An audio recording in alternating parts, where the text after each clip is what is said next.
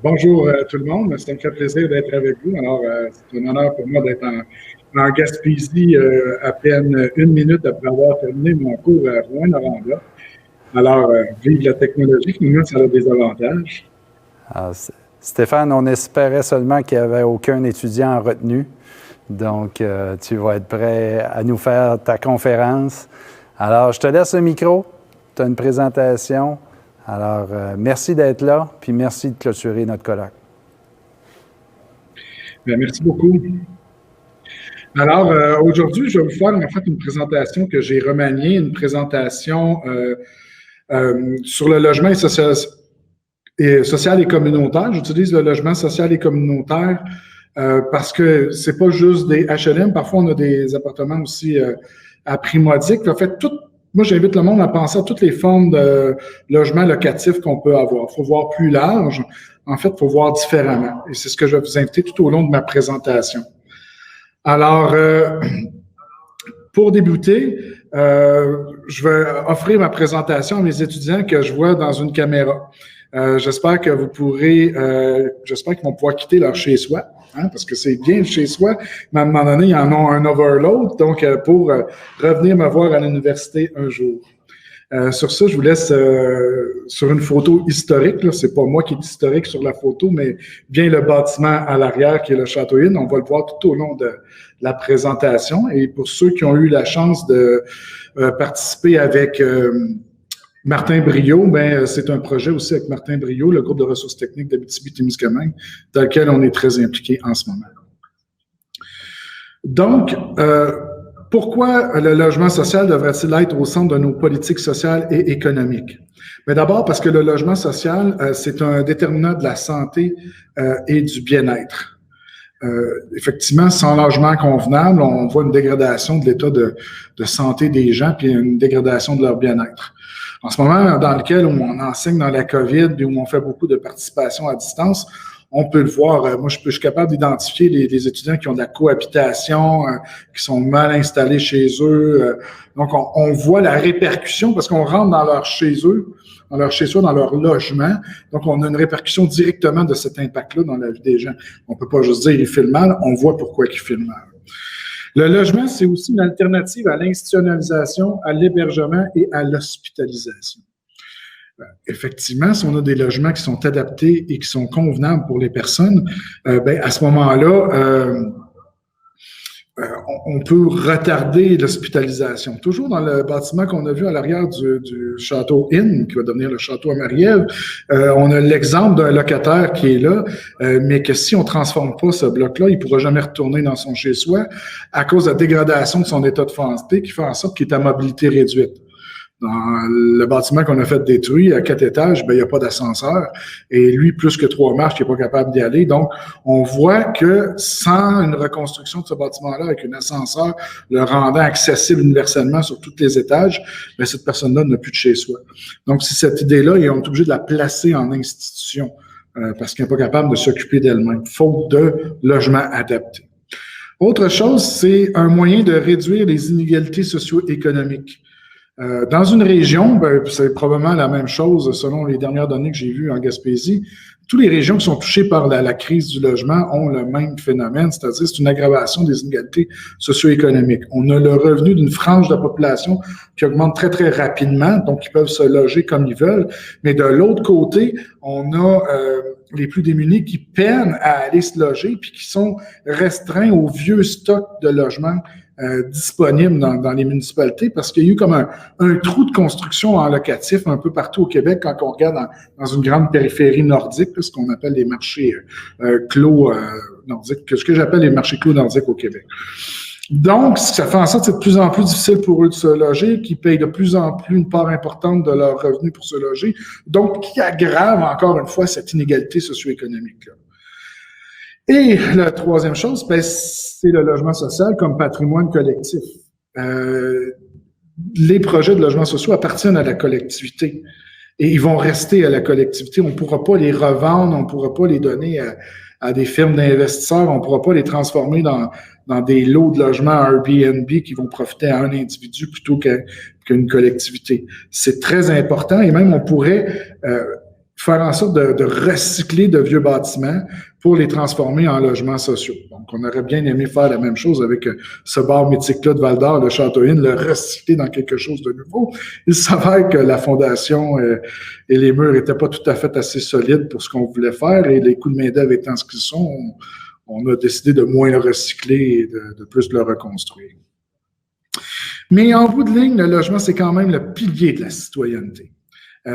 Ceux qui sont allés voter dernièrement, votre bureau de vote vous est attribué par votre adresse civique, donc par votre logement. Pas de logement, ça devient excessivement compliqué d'aller voter parce que c'est là où ce qui est le lieu où vous allez démarrer toutes vos relations sociales vers l'extérieur, et ça va devenir un lieu qui est constitutif de votre être citoyen. Donc, un lieu, moi, je suis un Val-d'Orien d'adoption, parce que je viens de Mont-Laurier, qui est mon ancien chez-soi.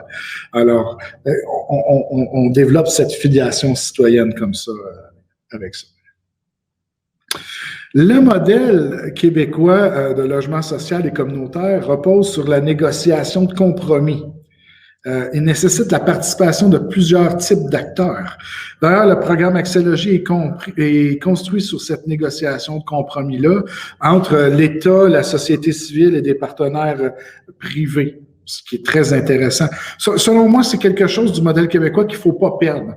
Ça évite qu'on aille mettre des HLM dans des zones inhabitées, sous un peu un coup de folie d'un élu qui a décidé de construire ça pour sauver un petit coin de pays. Non. Le logement social doit être vraiment quelque chose qui est une concertation d'acteurs et une mobilisation d'acteurs. Comme ça, on s'assure que ça répond en quelque sorte bien au projet de la communauté. Cela étant dit, pour les entrepreneurs, je vais en parler plus tard des entrepreneurs en logement social, c'est toujours un petit peu frustrant parce que quand ils arrivent avec leur première idée, ou ce que j'appellerais l'idée initiale, ils arrivent souvent avec l'idée d'un beau grand 4,5 avec des balcons de chaque côté.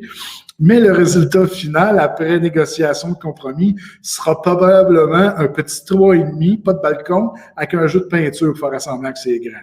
Donc, il y a ces avantages et ces déceptions-là dans le modèle québécois, mais qui, en bout de ligne, selon moi, va faire des choses plus solides. Le processus de mobilisation nécessaire à la concrétisation d'un projet de logement social, ça, il va par étapes. OK? Il y a l'émergence du projet de logement social. Ça, c'est lorsque un entrepreneur, un citoyen va avoir cette idée-là et il va avancer pour aller la présenter à d'autres promoteurs comme lui. Okay? Généralement, la première position qui va être reçue, c'est du rejet. On va rejeter la situation, on va rejeter en fait le fait qu'il manque de logement. On va dire que le projet est inadapté aux clientèles. On va dire que les projets qui existent sont déjà pas bons. Bref. Et donc, c'est la première négociation entre l'idée initiale de départ d'un projet de logement social et la première rencontre, les premières modifications sont là. On n'est pas encore à parler de briques et de béton, on va l'être plus tard, mais on est vraiment juste dans l'idée. Mais on va se mettre à trouver, après qu'on a rejeté la situation initiale, donc le manque de logement et ces choses-là, puis le projet initial qu'on a pensé, on va essayer de trouver de nouvelles formes résidentielles. OK? Des projets qui vont être des expérimentations, des projets qui vont s'inspirer d'anciennes formes, des projets qui vont être complètement novateurs pour le secteur. Et ça, c'est très, très important. Quand je vous ai pensé à l'extérieur de la boîte, ben, c'est exactement de ça que je voulais vous parler. Une fois que les acteurs ont une bonne idée de leur projet de logement, du moyen de répondre aux besoins qu'ils souhaitent répondre, ils proposent aux différents partenaires et bailleurs de fonds leur idée. Moi, c'est ce que j'appelle l'étape de la pancarte. Ça, c'est quand on a réussi à convaincre un architecte de nous faire une esquisse de plan 30% ou 15%, et après ça, qu'il nous fait un dessin de ce que pourrait avoir l'air le nouveau complexe ou ben non, la nouvelle habitation qu'on veut construire. À ce moment-là, ça part vraiment. Et puis, j'ai toujours remarqué dans les projets de logement social, ça, cette fameuse image-là, qui va être plus ou moins ressemblante au projet final. On n'est pas capable d'aller plus loin. Il faut aider certaines personnes qui ont peut-être moins d'imagination à visualiser ce que ça pourrait être plus tard. OK? Mais entre le première esquisse puis l'esquisse finale, oh mon Dieu, qu'il y a beaucoup de différences. Et puis ça peut aller de la façade aux fondations. Fait qu'on ne sait jamais d'où on s'en va avec ça. Donc, on va aller les montrer aux différents bailleurs de fonds, puis on va essayer de les convaincre d'investir à l'intérieur de ça. Donc, le projet va progressivement être accepté par les partenaires, puis tranquillement, pas vite, OK? Mais il va être aussi remodelé en fonction de ces... moi, je dirais oui, mais si. Je dirais oui, mais si. Donc, on va le remodeler progressivement grâce à ça. Et puis ça, c'est bien important. Et le plus important, c'est d'obtenir la première mise de fonds. Donc, le premier 100 000 $ qu'on va réussir à avoir. Avant ça, ne vous découragez pas, ça va prendre beaucoup de temps, mais après le premier 100 000 passé, ça va relativement rapidement, les gens étant convaincus que vous êtes un peu plus sérieux qu'au départ. Mais découragez-vous pas, parce que souvent, quand on est tout seul dans notre coin de pays, on a l'impression qu'on n'y arrivera jamais, puis la première fois qu'on présente notre projet, les gens sont un peu perplexes. Mais dites-vous qu'il y a toujours une absence de conditions de succès à la base de tous les projets de logement social. Et oui, une absence de projet. Parce que ces projets-là, comme vous voyez en arrière, c'est le fameux édifice que je vous ai présenté tout à l'heure, mais il en reste un petit bout de moins après. On n'y croit pas.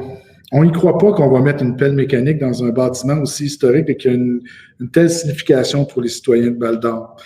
Et ça va... Puis on n'y croit pas pour deux choses, parce que c'est beaucoup trop d'envergure pour un organisme ou c'est beaucoup trop de sous à trouver, mais on n'y croit pas non plus parce qu'on ne se l'imagine pas. OK? Mais en arrière de ça, même s'il y a une absence de conditions de succès, il y a un travail de mobilisation, il y a un travail d'innovation. Chaque projet de logement social va entraîner avec lui une transformation des acteurs puis de leur environnement. C'est au moment, par exemple, dans ce projet-là qu'on vous présente à l'arrière, où ce qu'on réussit à convaincre les gens, les commerçants de la 3e avenue, du fait que on va transformer l'image de la ville. Vous allez sur Google, vous googlez Val-d'Or, vous allez sûrement voir des images du Château Inn qui vont apparaître. OK? Puis c'est normal, c'est un emblème de la ville où les premiers baisers ont été donnés, où les premières soirées disco ont été faites. Mais la centre-ville, la 3e qui est chantée par Richard Desjardins, n'est plus ce qu'elle était déjà. Puis on s'inscrit dans ce changement-là, dans ce renouveau-là, dans cette conversion d'un bâtiment saisi par les biens du crime organisé en projet de logement social et d'intégration. Donc on transforme le centre-ville de Val-d'Or au complet, pas juste le bloc appartement qu'on est après refaire. Et c'est là que c'est intéressant. Et puis, c'est motivant. Les conditions d'émergence. Il faut la création d'un espace de communauté, donc un espace de dialogue. OK?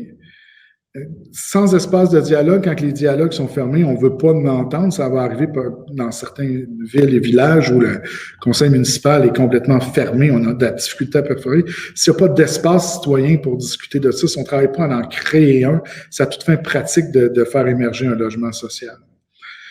Mais donc, il va falloir travailler en amont, même avant d'arriver avec l'idée. Après ça, il y a la création d'un leadership. Donc, il y a un organisme, une personne, un groupe qui doit prendre le leadership là-dessus. Souvent, je compare Rwanda à Val-d'Or. Il se fait pas de projet de logement social à Rouen ou peu, puis il s'en fait beaucoup plus à Val-d'Or. Pourquoi? Parce qu'à Val-d'Or, il y a des organismes qui ont pris ça en main, donc qui ont un leadership dans le domaine. À Rouen, on est plus dans la critique relative au logement social, au manque de logement social, mais on n'est pas dans le leadership face à ça. Donc, il y a cette différence-là. Okay? Donc, attendez pas que le ciel vous tombe sur la tête, faites-les tomber vous-même. Donc, allez chercher ce leadership-là et prenez-le en main. Il doit y avoir un partenariat qui va passer par l'action. C'est pas tout de réfléchir, d'avoir des tables de réflexion sur les besoins résidentiels, sur les besoins des locataires, sur qu'est-ce que serait. Ça doit passer par l'action. Donc, il doit y avoir des projets concrets qui sont déposés. Des projets qui ne sont pas parfaits, mais qui vont répondre à une partie du besoin. Donc, vraiment, vous allez voir, parce qu'en lignée, là, avec les projets concrets, on va être capable de créer une rencontre entre le social, le politique et l'économique. Donc, c'est là qu'on va avoir cette concertation-là conflictuelle qui va se faire, mais qui va se matérialiser, qui est vraiment très intéressante. En bout de ligne, c'est toute la communauté qui va devenir actrice de son propre développement. Et puis, c'est assez cocasse parce qu'à un certain moment donné, quand le projet commence à tanguer un tout petit peu, on s'aperçoit que on veut pas, puis là, ben, les acteurs municipaux, le politique va sauter dans l'arène en disant non, écoute, il est presque fini, là. Il faut qu'il y ait de l'avant. Même l'économique va dire, ben, nous autres, on a investi là-dedans, on veut pas voir notre argent disparaître, donc on va pousser sur le politique pour qu'il aille dessus. Donc, bref, c'est la communauté qui devient en support au projet vers la fin. Et ça, c'est intéressant, et c'est ce qui en fait sa force dans le modèle québécois. Les régimes d'engagement citoyen, donc, ils doivent partir des solidarités qui sont préexistantes. Donc, par exemple, créer un projet de logement entre Rouyn et Val-d'Or commun, donc la ville de Val-d'Or et de Rouyn mettrait de leur bille dedans pour créer un projet entre les deux, ce serait tout à fait impossible, parce que là, on rentrait dans ce qu'on appelle la guerre de la 117. Donc, on a déjà les Huskies puis les Foreurs qui nous font cette guerre-là amplement. Il n'y a pas de solidarité qui est préexistante. Okay?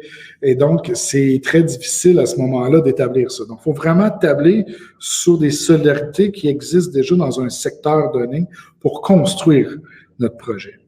Même si les solidarités sont préexistantes, ça va produire une tension entre les logiques marchandes et sociales. Parce que c'est pas un projet qui est économique, c'est pas un projet qui est social. En fait, c'est pas un projet qui est idéologique. C'est un projet qui va devenir pragmatique. Ce qui est intéressant dans le logement social, c'est que c'est de la brique et du béton en bout de ligne, même si on peut y donner une valeur qui est beaucoup plus large que ça. Mais pour faire tenir ça droit, ben, ça semble que ça prend tant de bases de fondation. Et les ingénieurs vont vous le dire, ils vont pas dépasser ça. Il y a des normes qui changeront pas. Donc, il faut tordre l'idéologie, il faut tordre ses compromis, puis il faut passer du grand 4,5 au petit 3,5, souvent, pour y arriver.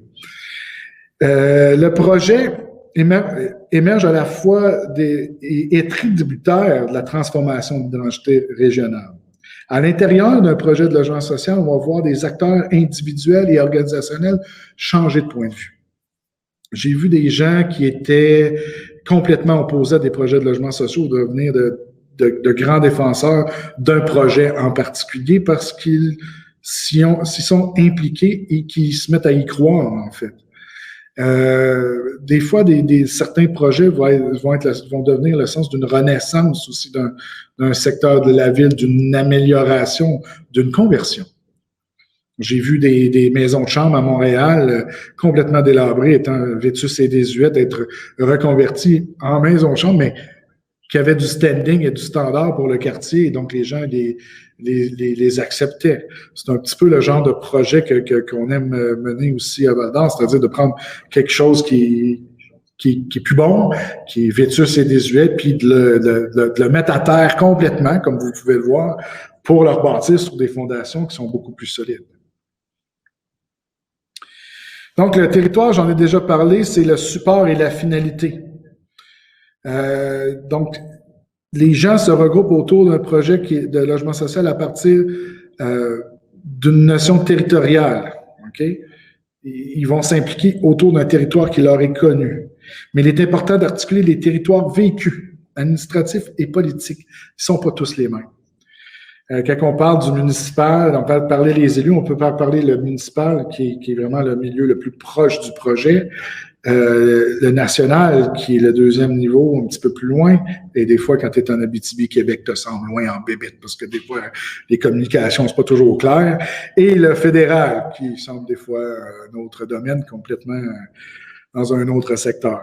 Mais bref, c'est juste pour le domaine politique, mais administrativement et vécu, c'est autre chose par les citoyens, parce que même dans une ville comme la ville de Val-d'Or, à l'intérieur, on peut se retrouver des fois avec des secteurs qui provoquent des territoires vécus qui sont pas les mêmes. On va dire, ah non, mais ça, c'est pour les démunis, ça devrait être dans le quartier Jacques-Aulas, vous n'allez pas mettre ça dans la ville. Il faut faire attention, il faut concilier ça.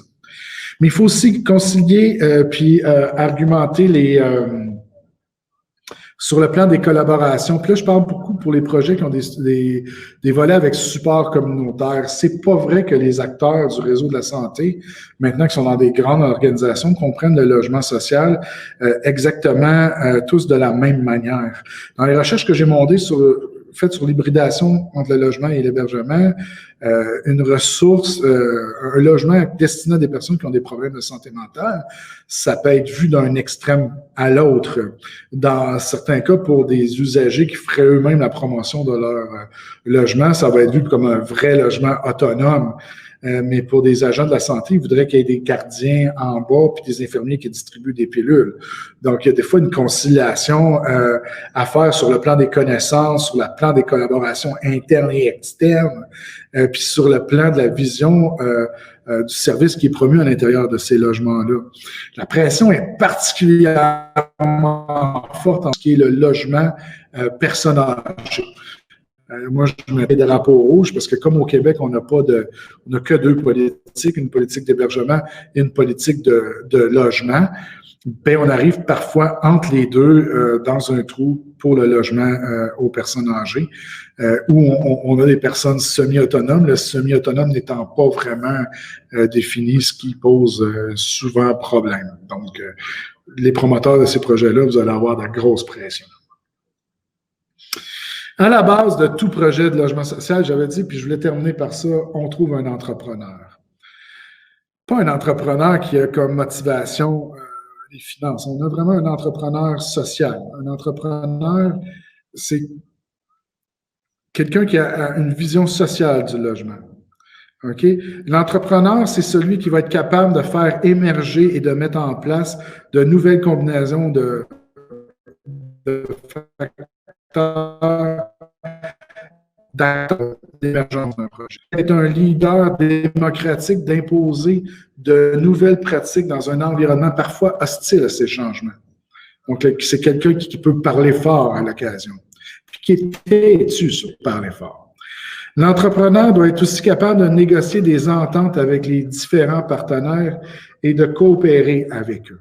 OK? Donc, toujours, on est dans le jeu de la tension et tout ça. Et ces entrepreneurs-là sont particuliers parce que ces projets-là durent 10 ans. Donc, ça nous prend parfois des bénévoles qui y croient pendant plus de 10 ans. Parce qu'entre l'idée et la réalisation du projet, c'est assez long. Donc, ça fait des êtres un peu particuliers. C'est sûr qu'il ne faut pas négliger non plus la part excellente dans les projets de logement social des groupes de ressources techniques qui arrivent avec leur savoir-faire en arrière de ça et qui sont tout aussi courageux pour aider ces fous-là qui ont des idées de logement social. Donc ça, c'est aussi très important et je trouve que à la fois les entrepreneurs du logement social et les groupes de ressources techniques manquent parfois de reconnaissance au Québec et de la part des gouvernements, de reconnaissance réelle et de reconnaissance financière. Donc, j'aimerais finir de l'Abitibi par un bref discours sur le fait que le logement, c'est pas juste une histoire de grande ville. Okay? Partout au Québec, on manque de logement. Puis si on n'adresse pas ces crises du logement-là qui ont lieu en Abitibi, dans le nord du Québec, en Gaspésie, les îles de la Madeleine, on va se retrouver avec un sérieux problème de développement. Ça a commencé dans plusieurs secteurs et c'est difficile, malgré qu'il y a de l'emploi qui se crée. Si on monte, ça va être un problème. Les régions, par contre, au niveau des projets de logement social, ont un atout majeur dans le cadre de développement de projets, c'est leur capacité de mobilisation. Alors, un exemple qui me vient en tête, qui sort complètement du logement, mais c'est le livre de cuisine de l'Abitibi-Témiscamingue. Avant même d'être imprimé, ce livre-là était déjà un best-seller parce que les principaux acteurs locaux de l'Abitibi-Témiscamingue avaient décidé de l'acheter, Les chambres de commerce ont encouragé l'achat, donc les commerces l'ont acheté eux-mêmes pour le donner en cadeau à leurs employés. Bref, il était déjà best-seller avant d'être imprimé. C'est une force de mobilisation qui a propulsé le livre de cuisine sur les rayons de Renaud-Bré comme un très, très grand vendeur avant son impression.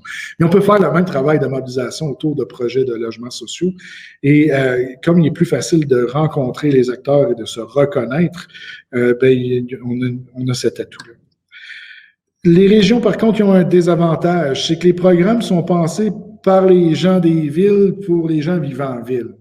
Dans le dernier projet que je vous ai parlé, le Château à Marie-Ève, dont on a vu l'esquisse dans la page précédente, dernier petit exemple là-dessus, on demande à ce que la notaire qui est là pour signer les autorisations de paiement du contracteur, s'assurer qu'il n'y a pas d'hypothèques qui ont été déposées entre-temps, cette notaire-là doit être assurée à monteur de hauteur du projet qui est de 13 millions de dollars ou 10 millions, mais bon, en région, ils ne le sont que pour 5 millions, donc c'est pas possible.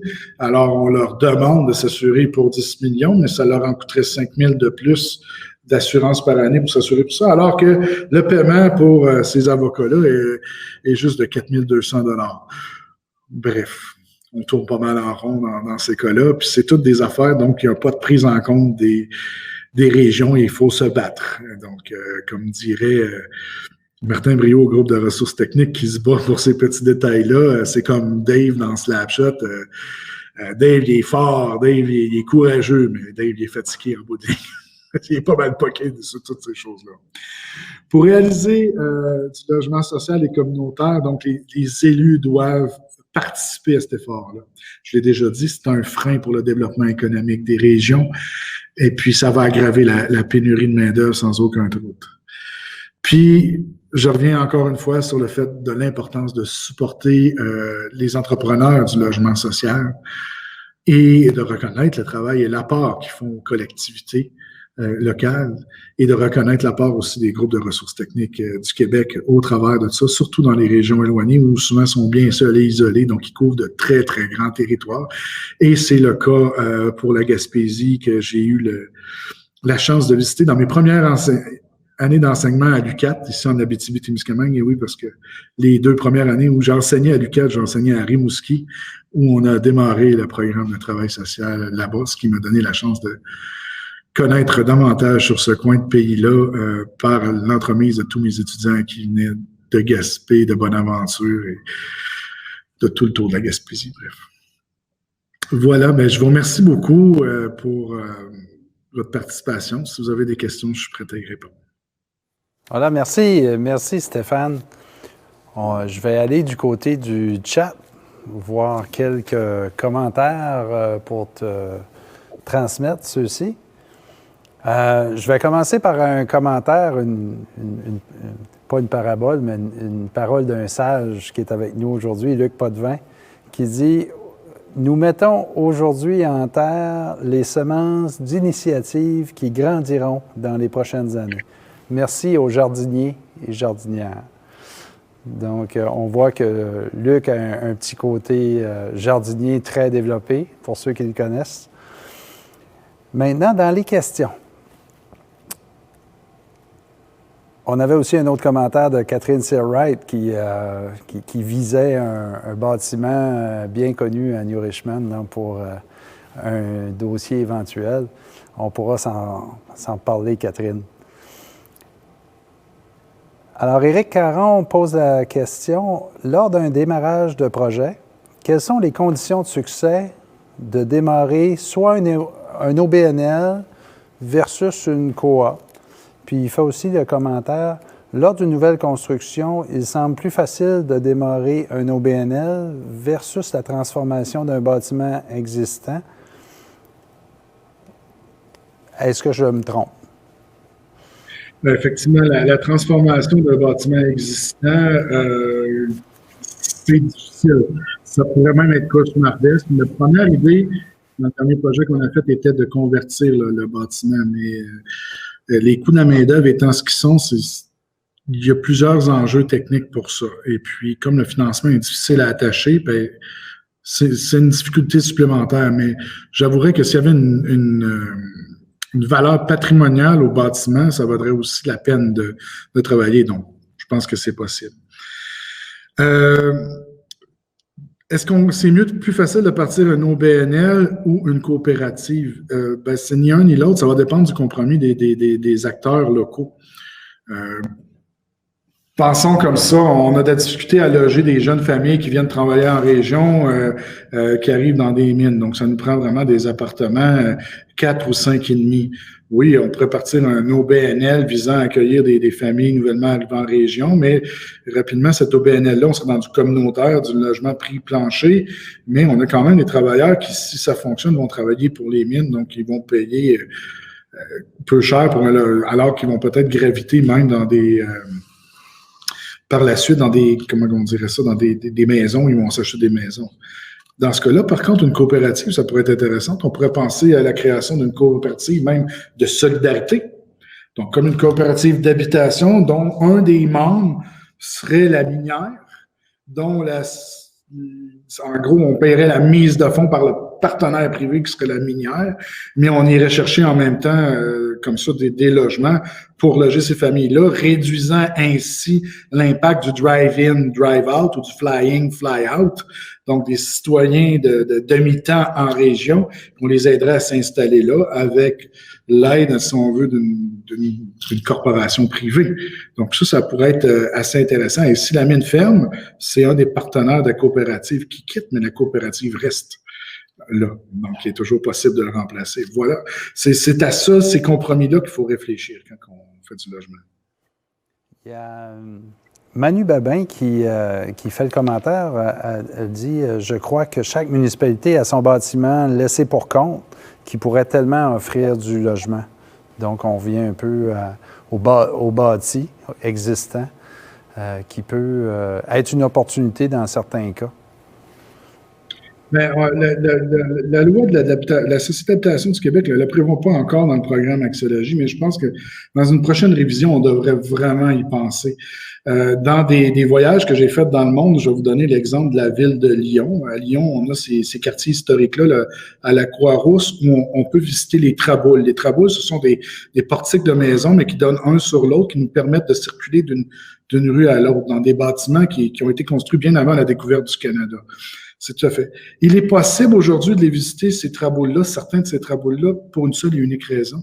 C'est que la ville de Lyon a racheté certains édifices en intérieur de ce secteur-là pour en faire des logements sociaux et l'intégrer dans le quartier historique. Donc, c'est comme une manière de préserver leur patrimoine, en même temps de l'ouvrir comme patrimoine collectif à d'autres.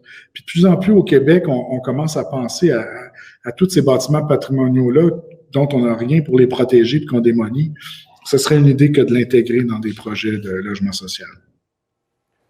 Une autre question, Stéphane, du côté du chat. France Arsenault pose la question. Concernant la difficulté d'accès à la propriété, est-ce que la diminution de la superficie minimale exigée par une municipalité peut être envisagée pour permettre des constructions plus modestes et accessibles en termes de coûts? Existe-t-il des exemples?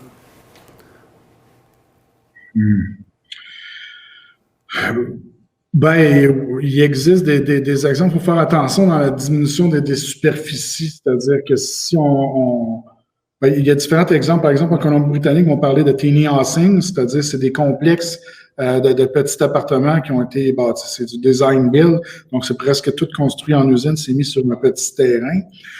Ça se vend très, très bien dans Colombie-Britannique, mais c'est logement. Il faut dire que là-bas, un simple bungalow peut atteindre un prix de 3-4 millions de dollars parfois.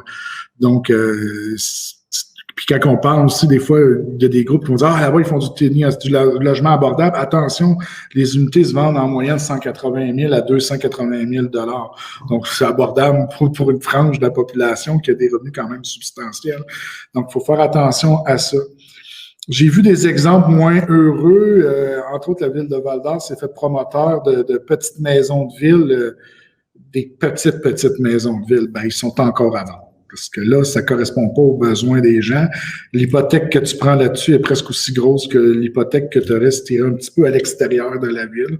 Fait que les gens finissent par faire le calcul de je vais m'acheter un véhicule puis je vais aller acheter un petit peu moins cher plus loin. Fait que c'est plus difficile de les vendre. Fait que toujours un compromis de négociation. Puis ça, c'est un compromis qui a été moins bien négocié puis c'est moins heureux. Super. Donc, bien sûr, les tiny houses, c'est les mini-maisons. Il y a des endroits au Québec où je sais qu'aujourd'hui, j'avais mon collègue Guillaume Brien qui en a parlé par rapport aux coops de propriétaires qu'ils ont développés en Estrie. Mais enfin, il y a toujours une question d'équilibre. Et je pense, Stéphane, qu'il y a quand même des grands défis, que ce soit au niveau de la construction, des coûts. On fait face à des grands défis. Et d'après toi, est-ce que le logement communautaire, est-ce qu'on a un bel avenir au Québec? Ben oui, là, il y a toute une question. Oui, on a un très bel avenir. Il y a toute la question de la post-pandémie avec les dettes publiques qui vont s'accumuler. Mais comme plus on a un écart qui se fait dans les inégalités socio-économiques, c'est-à-dire que la capacité de payer des gens n'a pas beaucoup augmenté depuis les années 70. Même les ménages, ça a énormément diminué. Donc, l'accessibilité à la propriété est de plus en plus difficile pour les jeunes. Puis pour les ménages, donc la voie de sortie, ça va être un peu comme dans les années 40 et 60, ça va être le logement social et communautaire pour redonner un élan au marché. Super. J'en suis pas mal convaincu. Donc, j'y vais avec une dernière question de Luc Potvin. Existe-t-il des initiatives d'autoconstruction sociale? Oui, il existe des initiatives d'autoconstruction sociale, c'est-à-dire qui ne passeraient pas par des projets gouvernementaux, mais juste par des partenaires privés. J'en ai vu par qui ont été financés par des corporations religieuses, donc mais ils sont plus difficiles, ces initiatives-là, à répertorier au Québec parce qu'ils ne sont pas enregistrés dans des registres. Donc, on va penser à des appartements de prix plancher. Je vais vous penser à un autre... plus un achat-rénovation ou une rénovation que j'ai vu, que j'avais trouvé ça intéressant. On tape beaucoup de sucre sur Desjardins ou sur les grandes banques, mais dans le cas d'une caisse populaire dans l'est de Montréal, il avait fait une reprise de faillite d'un propriétaire qui avait 3 grands blocs appartements. Ben, ils ont décidé d'en vendre 2 pour refinancer la dette qui avait été léguée à la caisse, mais le 3e, ils l'ont rénové et le louent à des personnes âgées qui sont membres de la caisse à prix plancher. C'est un autre type d'initiative privée qui peut se faire. Mais c'est sûr que les montants engagés sont colossaux, donc ça vous prend des partenaires qui sont assez forts en arrière pour le faire, ou des fois des achats-rénovations qui nécessitent peu de rénovation, donc on peut rentrer dans des capacités comme ça de gestion, mais c'est possible. Mais pour un chercheur, c'est beaucoup plus dur à répertorier. Il faudrait aller les répertorier partout au Québec, mais les retrouver, c'est compliqué parce que même quand les projets sont bien conçus, ils sont complètement fondus dans le paysage, comme un projet de logement social devrait l'être de toute façon. Donc, c'est là que c'est compliqué. Super. Merci beaucoup, Stéphane Grenier. Ça fut une belle conférence pour finir notre colloque. On te remercie infiniment. Bien, je vous remercie beaucoup de cette opportunité-là de vous parler. J'ai trouvé ça vraiment très intéressant. De pouvoir être avec vous sans être avec vous en étant très, très loin.